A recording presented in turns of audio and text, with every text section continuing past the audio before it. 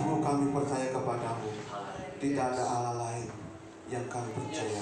Kami hanya menyembah padamu Yesus. Kami sungguh percaya kepadamu. Kami senantiasa memegang janji-Mu. Kami senantiasa berada dalam kasih-Mu. Kami selalu berada, Tuhan, menyucikan diri kami ini di bawah salib ya Tuhan. Pakai hamba-Mu ini Tuhan, yang tidak ada arti sama sekali, tetapi Kau mau pakai hari ini untuk menjadi pelayan-Mu ya Tuhan. Membawakan firman Tuhan di tempat ini ya Tuhan. Biar jadilah kehendak menjadi pada hari ini Tuhan. Pakai hamba-Mu di dalam firman-Mu dengan kuasa-Mu, sehingga perkataan adalah perkataan-Mu dalam kehidupan ini. Kami menyerahkan semua kita tangan kuasa-Mu di dalam nama Tuhan Yesus. Haleluya. Amin. Silakan duduk saudara-saudara kasih dalam Tuhan. Terima kasih. Sungguh kami bersyukur kepada Tuhan kalau hari ini diberikan kesempatan.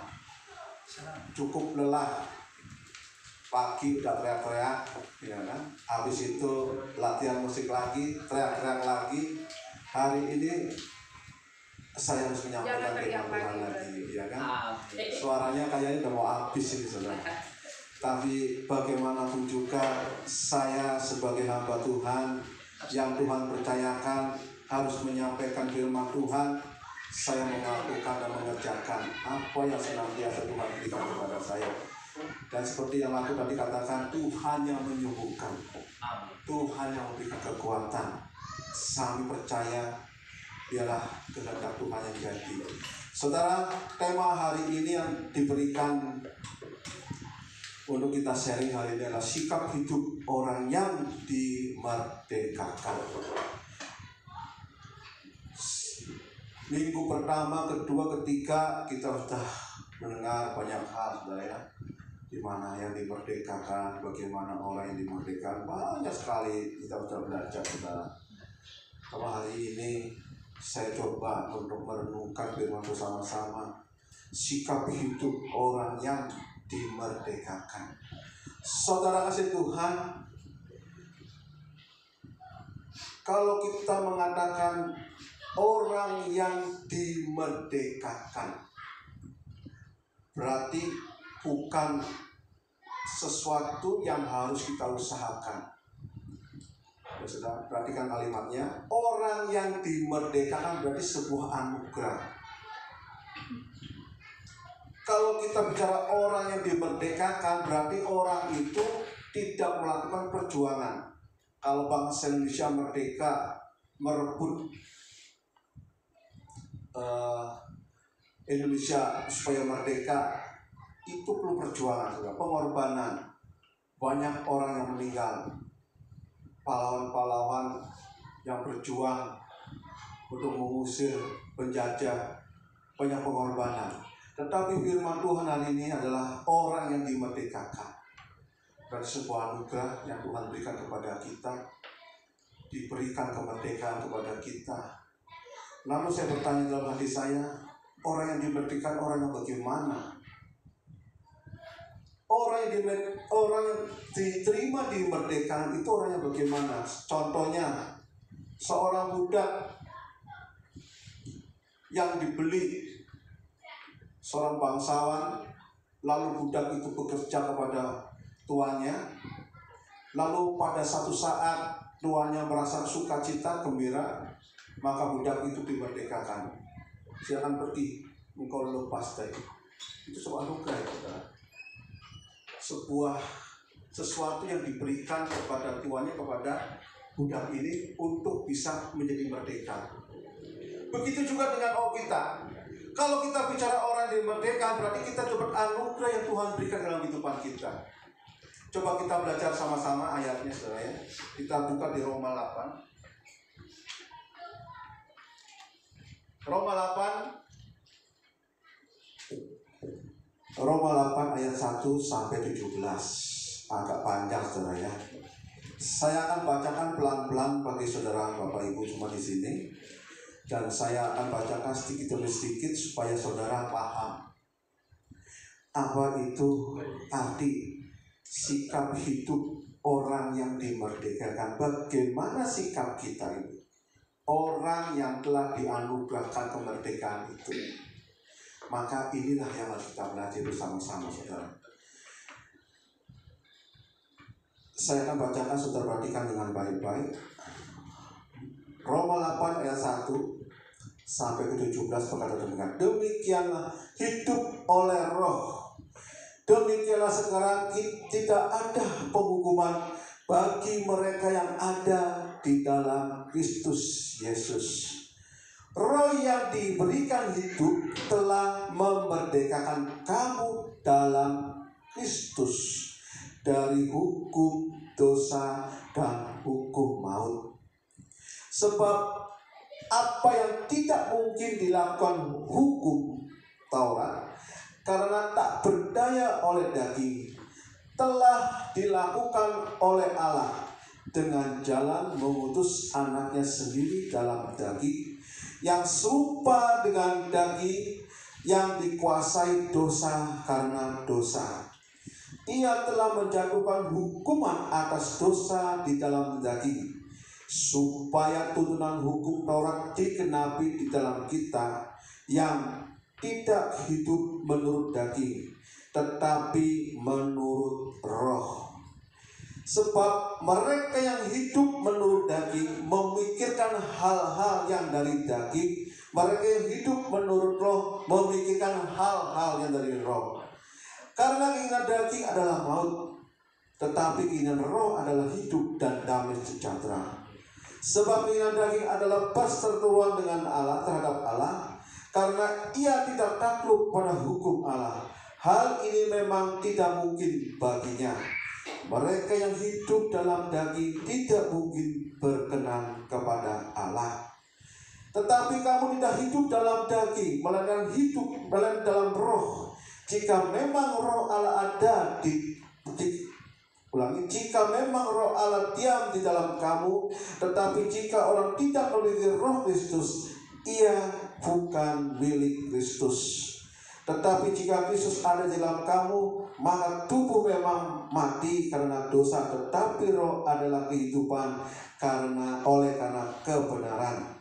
Dan jika roh dia yang telah membangkitkan Yesus di antara orang mati diam di dalam kamu, maka ia yang telah membangkitkan Kristus Yesus dari antara orang mati akan menghidupkan juga tubuhmu yang fana ini oleh rohnya yang diam di dalam kamu.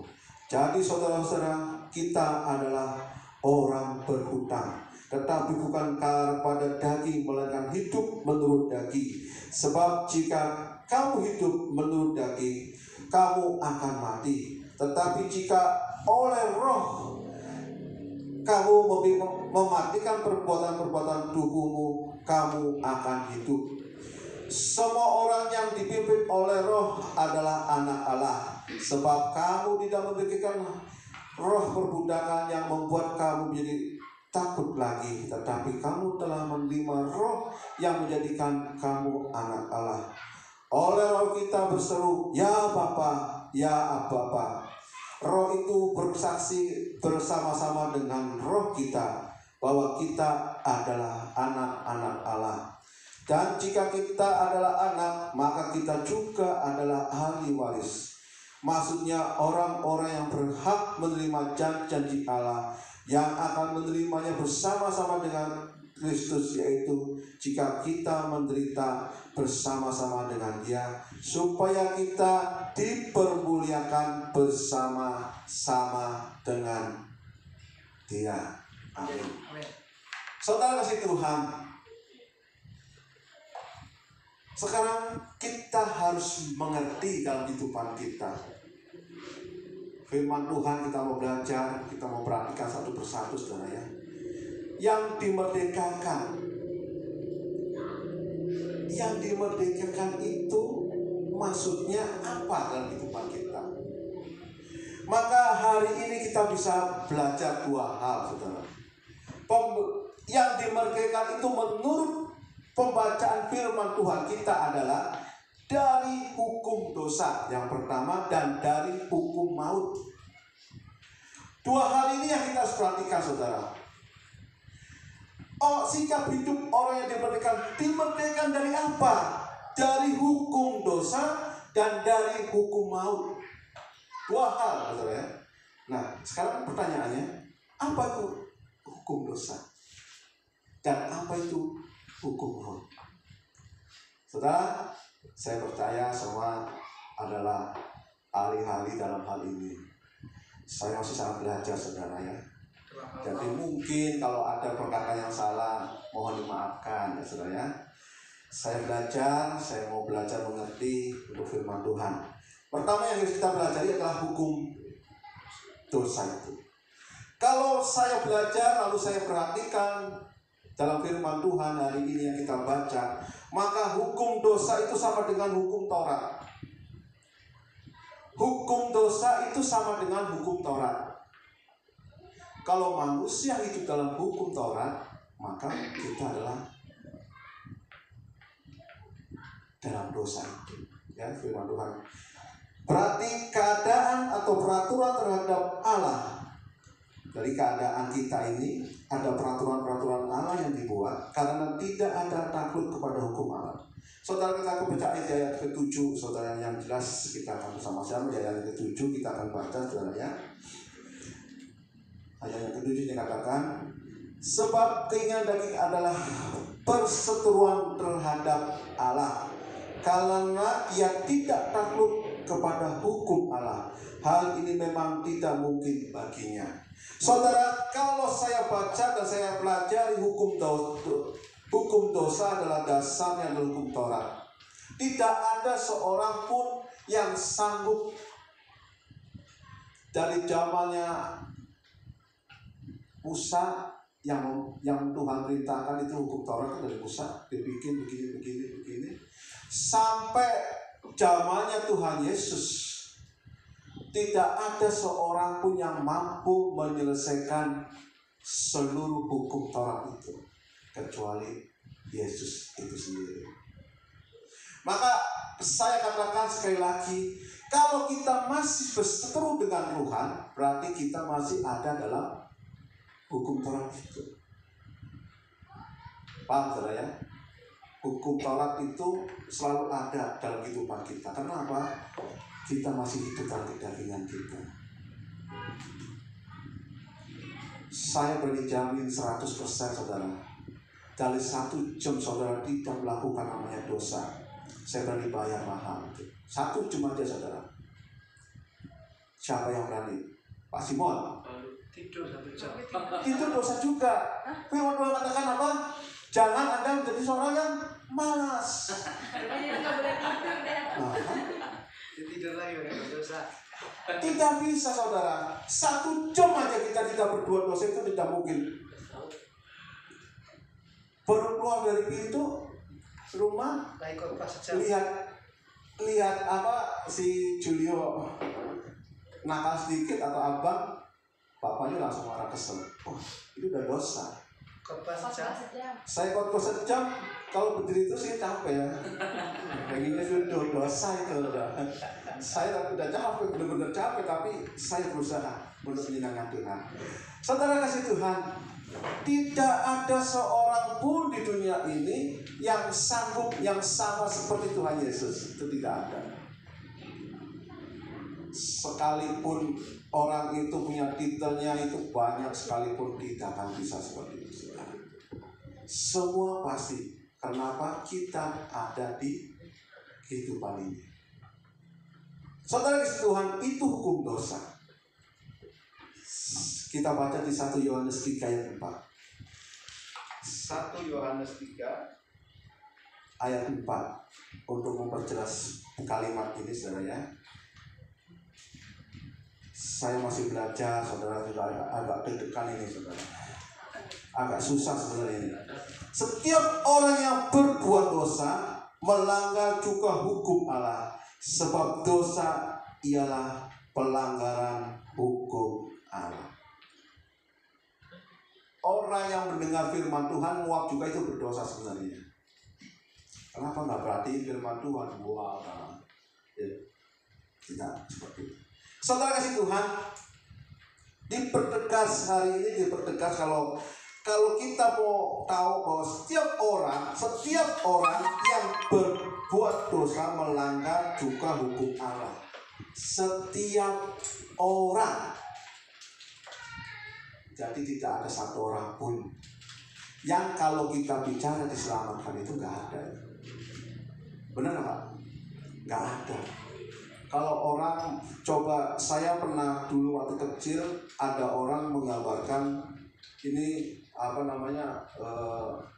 sebuah jurang yang ada sebelah sana dan sini ada jurang yang namanya kekekalan. Lalu orang berusaha membuat jembatan dengan apa? Akalnya sendiri, dengan kebaikan, dia bikin jembatan. Ternyata nggak nyampe seberang, ternyata runtuh. Karena apa? Nggak ada fondasinya. Amal baik juga sama. Mungkin melakukan segala sesuatu upaya supaya orang bisa menyeberang itu tidak bisa dengan caranya sendiri. Tetapi ada salib yang menyatukan antara jurang yang ini dengan yang sebelah ini disalib. Ada dasarnya. Salib itu ada bawahnya, saudara. Jadi orang bisa lewat. Itu dulu waktu saya kecil. Kalau sekarang udah gede nggak ada ya. Saudara kasih Tuhan, setiap orang itu selalu berdosa di hadapan Tuhan. Pusing jadinya, saudara ya. Nggak ada yang benar ini orang kita ya. Seorang pendeta pun ya, saya jamin nggak ada yang benar. Lalu lanjutin lagi, saudara. Hukum maut. Nah, ini dia hukum maut. Kalau kita bicara hukum maut, upah dosa adalah maut. Ini yang menjadi kita pertanyakan adalah kenapa itu ada hukum maut dalam kehidupan kita ini. Saudara, kita kembali lagi Kejadian. Sejak awal Allah menciptakan Adam dan Hawa. Lalu disitulah mulai ada perbuatan dosa. Dan sampai sekarang dosa itu turun-temurun terhadap kita. Saudara, hukum maut adalah memicu kehidupan kebahagiaan yang harusnya kita bahagia abadi di surga, tetapi karena kesalahan habis itu kebahagiaan. Harusnya kita bahagia. Adam dan Hawa itu bahagia setengah mati, saudara. Dia tidak bekerja, Tuhan kasih makan. Tidak ada namanya kesakitan. Saya pernah bicara dengan si Abang Julio ini waktu saya diundang bicara tentang kehidupan. Adam dan Hawa tapi pada diciptakan itu sebenarnya semuanya ada, tidak kekurangan. Mau makan apapun bisa. Tapi yang harus kita ketahui bahwa mereka itu sebenarnya telanjang, tapi kita tidak menyadari. Karena apa? Tidak ada dosa dalam pikirannya, tidak ada keinginan. Maka saya katakan pada Julio, tidak ada anak pada zaman itu. Paham saudara ya? Tidak ada anak. Bagi manusia dalam kekekalan, Adam dan Hawa itu kekal waktu itu. Ya, sama serupa dengan Allah. Makan, ada makanan, apapun disediakan oleh Allah. Tidak ada namanya keinginan, tidak ada namanya penderitaan atau itu. Tapi pada setelah Hawa mengambil buah pohon pengetahuan dan baik, akhirnya apa saudara? Diusir. Disitulah baru ada kesusahan. Dan firman Tuhan katakan hukumannya, engkau akan melahirkan seorang anak dengan susah. Itu udah hukuman, saudara. Yang lelaki kamu harus bekerja dengan penuh kesah untuk mencukupi itu. Dan baru di situ saya katakan harus baru ada namanya anak. Karena apa? Kita hidup di dalam hukum dosa ini. Kita hidup dalam hukuman maut. Dan dari situlah mulai ada waktu, mulai dihitung umur kita. Ada kematian. Mulai ada kematian. Kematian yang pertama yang kita bisa lihat Kain dan Habil, saudara. Kita bisa baca. Ya. bunuhlah. Akhirnya di situ ada mulai kejadian terus sampai akhirnya sekarang ini. Dan itu tidak terlepas dari kita semua. Masing-masing namanya kerja itu capek, nggak ada yang kerja senang. Kita berusaha untuk mencukupi keluarga kita supaya keluarga kita tidak menjadi kekurangan. Kita harus bekerja dengan penuh kesakitan. Nah, itulah kebuki maut yang ada. Tapi ini dia sikap hidup orang yang dimerdekakan dari segala hukum yang ada, dari segala sesuatu yang harus kita binasa. Firman Tuhan jelas. Kalau kita kembali di kitabnya di Roma, bahwa kita harus hidup di dalam roh. Kita harus hidup di dalam roh dan kebenaran. Makanya timbullah sikap hidup orang yang dimerdekakan. Lalu saya akan meringkas, saudara, bagaimana sikap hidup orang yang dimerdekakan. Yang pertama adalah kita hidup dalam roh. Ayatnya ke-9. Saya akan bacakan yang 9. Tetapi kamu tidak hidup dalam daging, melainkan dalam roh. Bagaimana sikap hidup orang yang dimerdekakan? Yang pertama adalah kita hidup dalam roh. Kita berusaha semaksimal mungkin kita hidup dalam roh supaya kita bisa mencapai yang namanya hidup yang dimerdekakan dalam hidup kita ini, saudara. Kita harus hidup dalam roh. Kalau selamanya kita hidup dalam daging, maka kita akan selalu berseteru dengan Allah. Kita tidak dimerdekakan. Kita jauh daripada Allah. Tetapi kalau orang yang mau hidup dalam roh, orang yang mau hidup senantiasa dimerdekakan, maka kita harus hidup dalam roh itu. Lalu yang kedua, kita hidup dipimpin oleh roh. Ayat yang ke-14.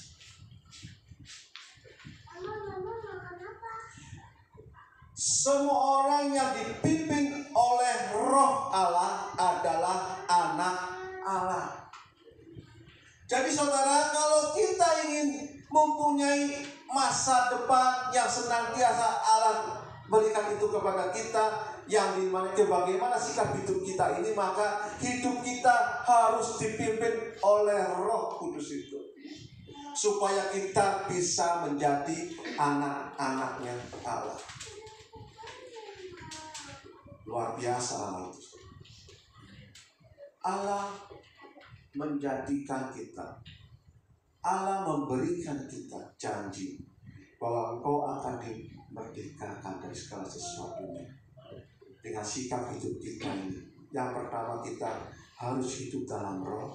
Yang kedua, kita harus hidup dipimpin oleh roh itu. Setelah kita dimerdekakan, kita harus hidup dalam pimpinan roh Allah. Lalu yang ketiga, kita adalah anak-anak Allah. Tadi kita sudah baca ayat 14. Kita adalah anak-anak Allah. Ayat 16 kita baca. Roh itu bersaksi bersama-sama dengan roh kita bahwa kita adalah anak-anaknya Allah. Roh Kudus, roh Allah itu bersaksi bahwa kita adalah anak-anaknya Allah kalau kita dimerdekakan. Sikap hidup kita yang dimerdekakan, kita harus hidup dalam roh. Kedua, dipimpin oleh roh. Kita adalah anak-anaknya Allah. Lalu pada saat kita masuk lagi ke bawah lagi, di sini katakan kita adalah ahli warisnya Allah. Sungguh luar biasa. Allah menjanjikan kepada kita sebagai ahli waris, saudara. Ayatnya ke-17. Dan jika kita adalah anak, maka kita juga adalah ahli warisnya.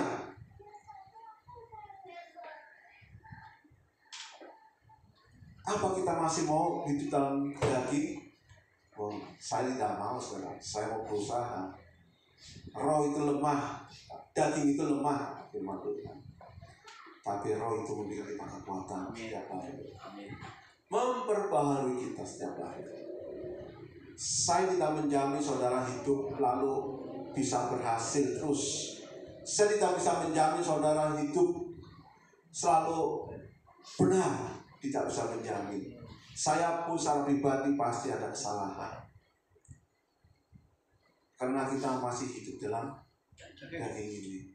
Tetapi dalam daging ini kita mau berusaha, kita lawan dengan kuasanya Allah. Ahli warisnya Allah, sebagai anak-anaknya Allah. Lalu yang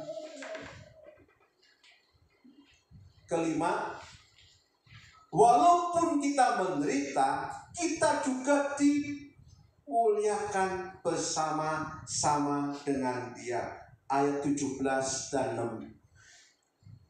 Ayat 17 saudara. Dan kita adalah yang B. Yang akan menerima bersama-sama dengan Kristus, yaitu yang jika kita menderita bersama-sama dengan Dia, supaya kita juga dipermuliakan bersama-sama dengan Dia. Selagi jika kita menderita bersama-sama dengan Dia, supaya kita juga dipermuliakan bersama-sama dengan Dia. Hidup dalam penderitaan. Kalau orang bilang saya mau jadi anak Tuhan, tapi saya jadi senang aja, nggak bisa seperti itu. Saya bilang 100% tidak benar. Tapi kita harus hidup dalam roh itu. Menderita. Kita mau belajar hidup dalam dipimpinan roh itu tidak segampang yang kita pikirkan. Saudara, ini sesuatu perbuatan yang harus kita belajar terus setiap hari, supaya kita bisa hidup dalam pimpinan roh itu. Bagaimana kita bisa hidup seperti ini? Kita harus belajar. Tiap hari kita belajar, supaya kita bisa memuliakan nama Tuhan. Saudara kasih Tuhan, ayat yang terakhir kita baca di Yohanes 8 ayat 36.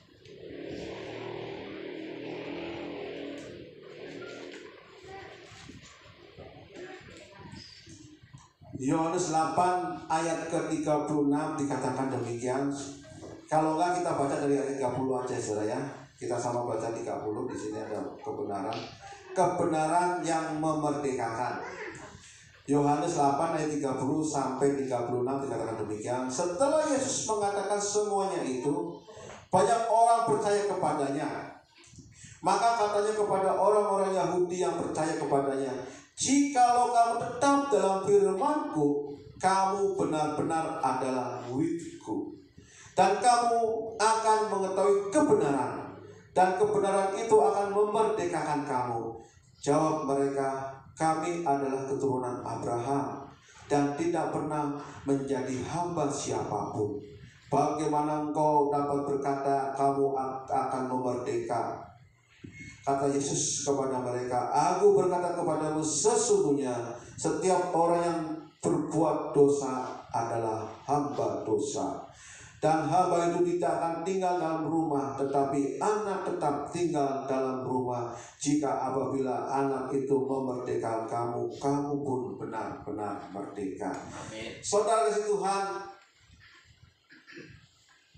Yesus mengatakan kepada murid-muridnya, kita pun adalah murid-murid Tuhan hari ini, saudara ya. Amin. Yesus katakan bahwa